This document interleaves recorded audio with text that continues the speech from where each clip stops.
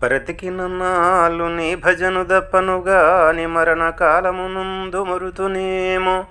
అలనాడు యమదూతలాగ్రహంబుగను వచ్చి ప్రాణముల్ పట్టు పికిలించినప్పుడు, కఫవాత పైత్యములు గ్రప్పగా భ్రమచేత గంపముద్వముంది కష్టపడుచు, నా జన్మతో నిన్ను నారాయణ నారాయణాయనుచు పిలుతునో, శ్రమచేత పిలువలేను.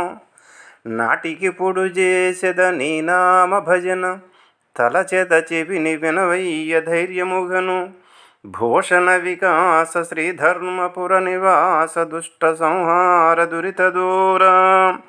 ఓ నరసింహస్వామి, నేను బ్రతికి ఉన్నంతకాలము నీ భజన చేస్తాను, కానీ చనిపోయే సమయములో మర్చిపోతానేమో.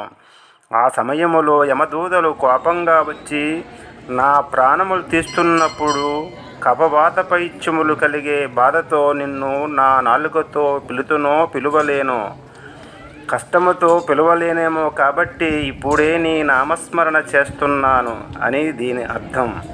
మీరు చూస్తున్న ప్రదేశం వైకుంఠగిరి, ఎస్కోట సమీపంలో సుమారు 30 కిలోమీటర్ల దూరములో మన దేశంలోనే అత్యంత ఎత్తైన ప్రదేశంలో శ్రీ వెంకటేశ్వర స్వామి ఆలయము. చాలా అందంగా నిర్మించిరి. ఇక్కడ ప్రకృతి అందాలు